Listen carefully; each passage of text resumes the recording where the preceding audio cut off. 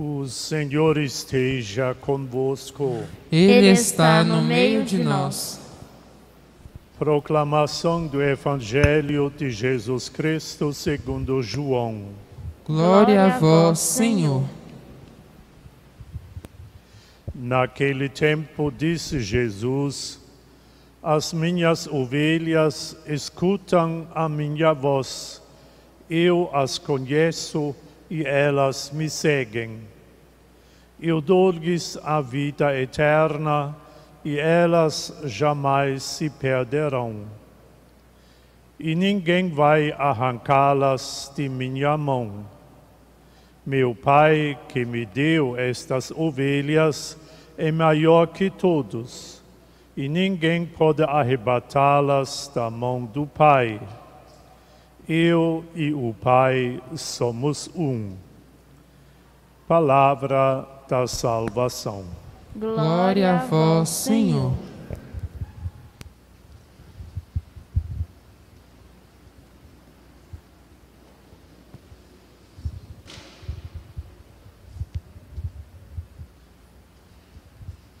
Meus prezados irmãos e irmãs, vivemos num tempo bastante confuso e ameaçador.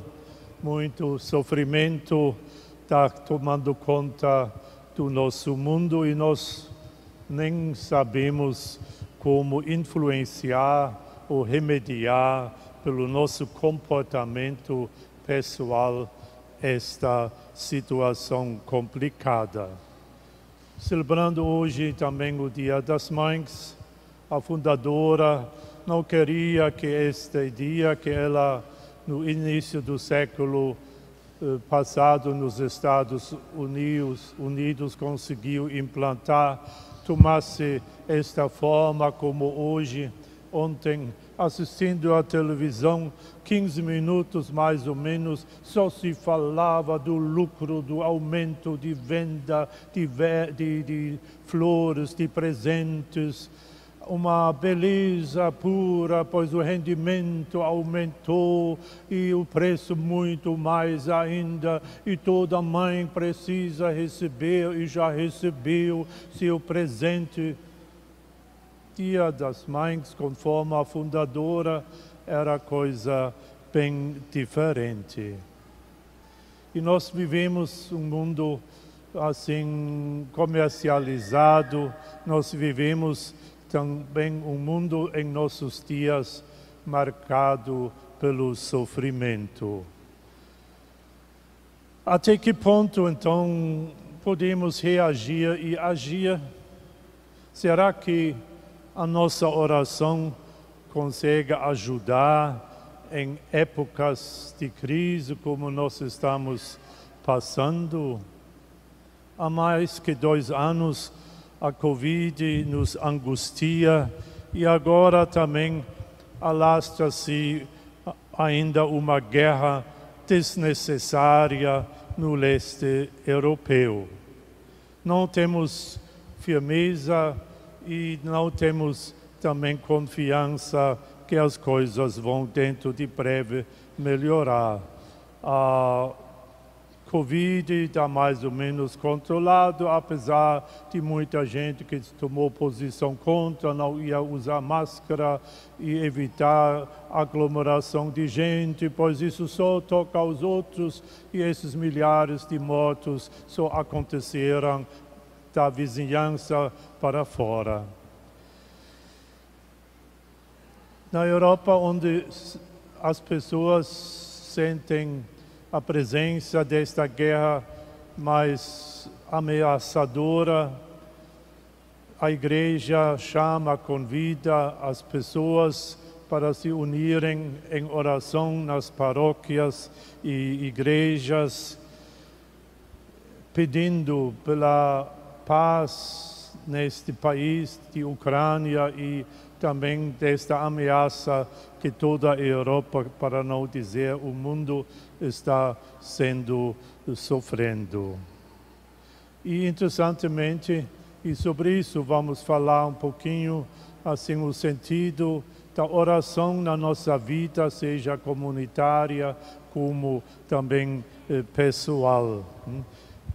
Em grande número, as pessoas, pelo menos na Europa, onde a guerra está mais ameaçadora, as pessoas, em grande parte, realmente se unem nas igrejas, pedindo justamente esta paz. E surge então a pergunta: será que a nossa oração consegue ajudar? De fato, a oração de muitas pessoas, como agora também, no nosso caso, celebrando a nossa missa em ação de graças a Cristo, mas também pela paz e pela felicidade das nossas queridas mães, experimentamos que o número grande também nos dá ânimo, nos dá conforto, para não dizer também causa um bem-estar. Se tivéssemos só 3, 4 pessoas, agora até o padre ficaria desanimado, dizendo: mas para que 3 pessoas apenas? Mas cada um reza para si, está certo, mas quando o número é maior, também a alegria aumenta. E este apoio recíproco, encontrando-se com pessoas da mesma fé, da mesma atitude e da mesma confiança em Deus, aí há também um bem-estar. Mas às vezes a gente, olhando em que mundo estamos vivendo, eu recebo da minha terra uma revista assim semelhante a aqui também da revista no Brasil, o Espelho. Então toda a semana tem fotos deste tamanho e deste cunho, este Putin marcado na cabeça, nos olhos, na boca, quer dizer, em todo o seu ser, pela guerra que ele implantou num país vizinho e acabando não somente com pessoas, mas também com a cultura, com as casas, com moradias e assim por diante. Mas tem também pessoas que rezam do mesmo país, ficam desesperadas e confiam em Deus, confiam, enfim, também em nós. Mas, claro, nós vivemos bastante distante e por isso também esta ameaça não penetra tanto debaixo da nossa pele. E aí talvez a gente vai dizer: só Deus pode ajudar, o que vamos fazer nesta situação? E pensando desta maneira, olhando a nossa incapacidade, nosso falta de recurso e de unanimidade até política, então, será que, fechando os olhos, nós podemos responsabilizar Deus pela guerra e pela morte de milhares de pessoas, pela destruição de cidades inteiras? Será que nós podemos simplesmente escapar da nossa responsabilidade, alegando que nós vivemos muito distante? Claro que não podemos nos esconder atrás de tais pensamentos. A minha oração pessoal não me dispensa de contribuir na busca de uma solução. E a primeira ajuda que nós podemos oferecer é naturalmente pedir a Deus, mas olhar também as nossas possibilidades, nossas capacidades intelectuais e corporais e também usar também as nossas forças espirituais para que as situações mudem, não somente a guerra, mas também a oração que nós hoje formulamos no nosso coração em favor das nossas queridas mães. Tem tantas mães sem emprego, sem saber como sustentar os filhos, abandonados pelos maridos e muitas outras causas que criam problemas.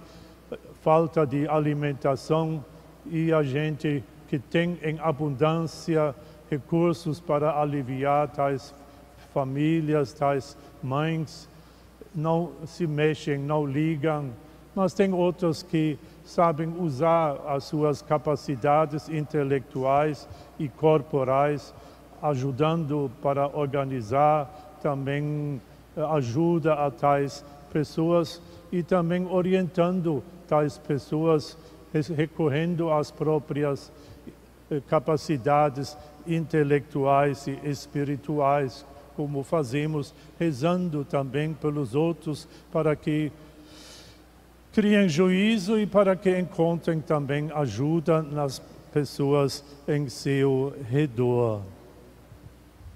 Mas também, de outro lado, estas situações que estamos passando nos mostra também a impotência de resolver tudo sozinho e que precisamos realmente confiar a Deus esta situação que estamos enfrentando. Como então rezar, já que a oração faz parte do nosso dia a dia? Os benedictinos têm o lema de vida, ora et labora, quer dizer, reze e trabalhe. Unir essas duas capacidades que possuímos para poder amenizar a vida dos outros e também, claro, a nossa própria vida. Mas não podemos então dizer, eu vou rezar e deixar o trabalho para os outros. Não, unir ambas as coisas. E Jesus, no seu sermão de montanha, ele deixou bem claro que não é suficiente rezar e também não é suficiente fazer como os fariseus, muitas orações e, de certa forma, ocupando a Deus só com as orações que eles estão pronunciando. Lá ele fala, quando orardes, não useis muitas palavras, como fazem os pagãos. E assim ouvimos hoje também na campanha política, gente que tem condições para fazer muito bem, mas usa a sua capacidade de falar, de explicar, de levar o povo, não sei para onde, mas na realidade se limitam a muitas palavras, em vista de um benefício, vão conseguir adquirir se o povo acredita nessas muitas palavras que fazem. Com Deus não funciona, não. Ele nos alerta, como já o Sêneca romano, que ele diz, esses pagãos estão enchendo o saco dos deuses, cansam Deus, que não querem ouvir mais essas constantes e insistentes orações. Desta forma, naturalmente, não vamos comover o coração de Deus. Não podemos rezar, então, como talvez uma criança que quer alguma coisa muito teimosa, como ela é, quer isso, quer aquilo, insiste, bate o pé no chão. E quanto mais choramingar, tanto mais provável, assim, ela acha que o coração de Deus vai amolecer e ela vai receber o que quer. Alguém me disse uma vez que uma criança maior teria dito ao irmão menor um pouquinho, olha, se você quer uma coisa e a mãe não vai querer dar ao papai, então você se joga no chão, bate com o pé e grita, até que eles não aguentam mais, então você vai receber o que você quer. Pode funcionar na família, mas acho que com Deus certamente não é o meio mais apropriado para alcançar o que Ele nos quer dar. Uma outra coisa, no decorrer dos anos, a gente, claro, cresce até e desenvolve no sentido de intensificar e aperfeiçoar um pouquinho também o jeito de rezar. Se vocês me perguntarem assim, então como o senhor reza? Você reza também desse jeito, como eu estou acabando de tentar explicar? No fundo, a minha oração, entretanto, depois de pedir constantemente, como é normalmente o nosso costume, sempre temos algo que nos falta e achamos que Deus logo nos tem que dar. Mas não é isso. Deus, Ele é diferente e a nossa oração devia se, como aprendi, basear muito mais no lençol freático espiritual que está dentro de nós, como a água no subterrâneo está lá para abastecer as árvores e também a sede e necessidade das pessoas. E esta água é tranquila e esta água está sempre à disposição. E assim também podemos rezar, não só cobrando de Deus, só pedindo, mas agradecendo uma vez por esta água da presença constante de Cristo na vida e a partir disso também lembrar quantas coisas boas Deus já fez na minha vida. E interessantemente, no decorrer dos anos, a gente descobre a presença de Deus de forma muito mais concreta do que talvez em tempos remotos. Até coisas que detestamos, ou que nos incomodaram no passado, ganham uma outra feição e se tornam também uma experiência que foi, no fundo, positivo. Daí, antes de você receber ou pedir novos favores, como diz Santo Agostinho, então agradeça, pelo menos por aqueles dos quais você se lembra já na sua vida. Então, como também, se você tem um amigo, toda hora você só quer alguma coisa, receber favores, ele vai cansar um dia aproveitar a chance e se distanciar. A gente precisa também mostrar que a presença do outro, tudo que ele faz, também é um presente para a gente. Bom,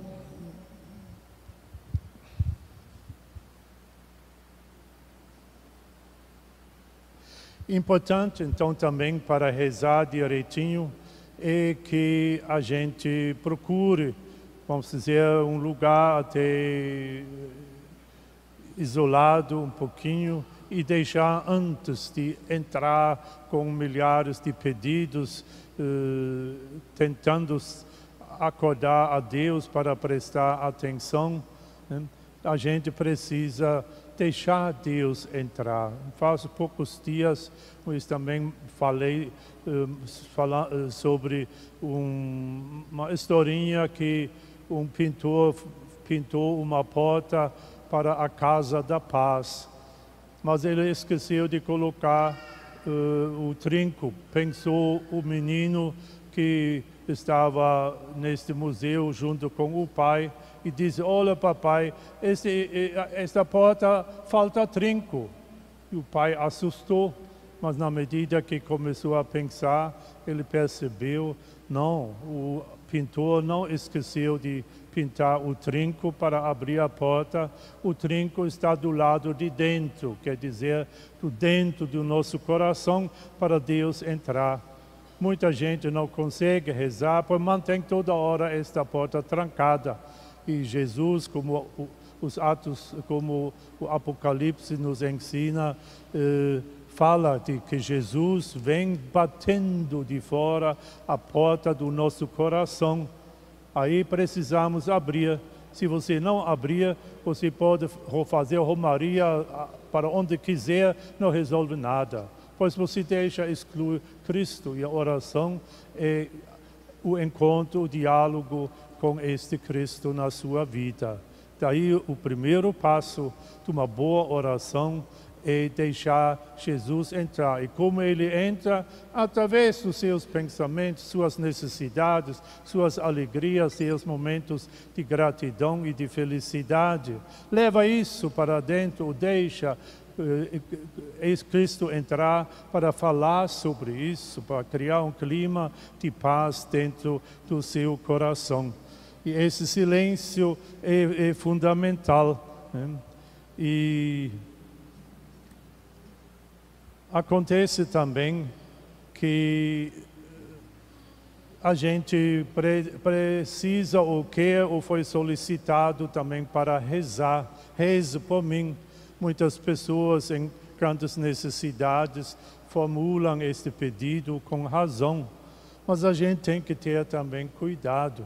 Se alguém já está nas últimas, vamos dizer, o médico diz, não tem mais jeito, não adianta querer levar esta pessoa ainda a um hospital em São Paulo, pois as condições de sobrevivência são bastante reduzidas. E ainda querer, então, incomodar, por assim dizer, Deus para fazer um milagre. Não.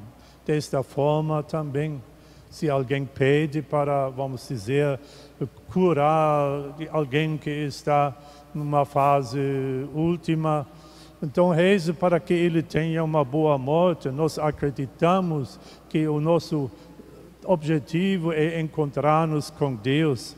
É muito mais importante do que depois ficar frustrado que a oração sua não foi atendida. Desta forma, às vezes, agimos e a nossa oração chega a ser muito mecânica ou automática, para não dizer supersticiosa.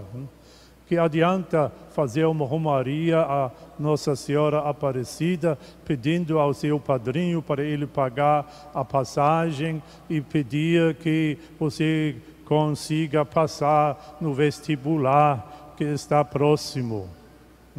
Mas esta sua promessa não pode ser atendida e jamais vai ser atendida, pois você primeiro não estudou, não fez cursinho, e não fez nada e ainda acredita que Deus vai fazer milagre para cobrir a sua ignorância total.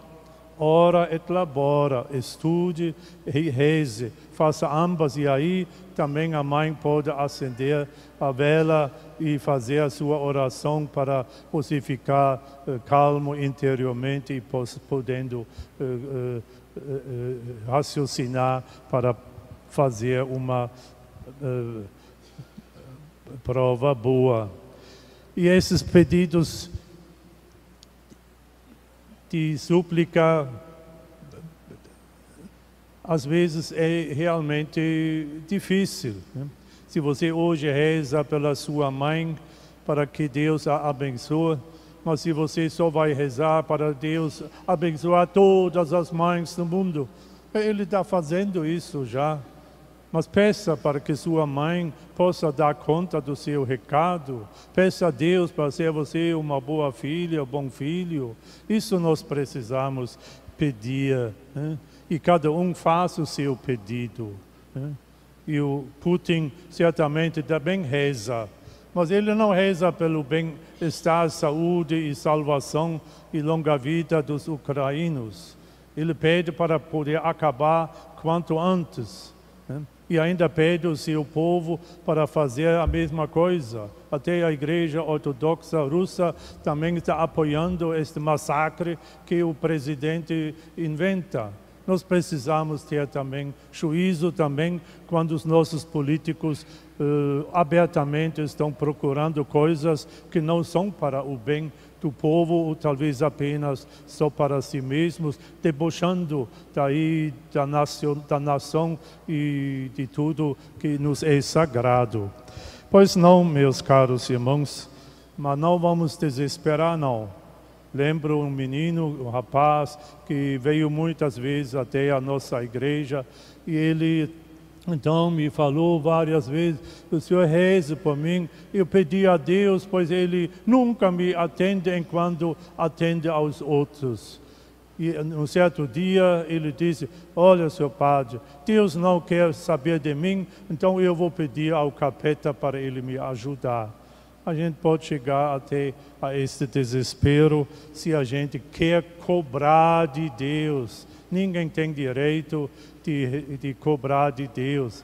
Antes precisamos agradecer pelos benefícios que já recebemos. Então, nós somos seres religiosos, quer dizer, marcados pelo batismo. Temos o Espírito Santo, o Espírito de Deus, então vamos também reconhecer isso, agradecer a Deus nas nossas orações e aí também lutar para que as coisas melhoram. Não precisamos ter medo de formular as nossas orações, mas a oração também deve ser assim marcada pelo espírito de dignidade, espírito de responsabilidade e pelo espírito de respeito mesmo. Então, desenvolvamos a nossa capacidade, mas tenhamos paciência, como uma floresta que só vai crescendo aos poucos. As árvores vão se desenvolvendo, os galhos, as flores vão brotar e das flores também vão sair bons frutos. Mas isso acontece no silêncio da sua oração, do seu encontro com Cristo.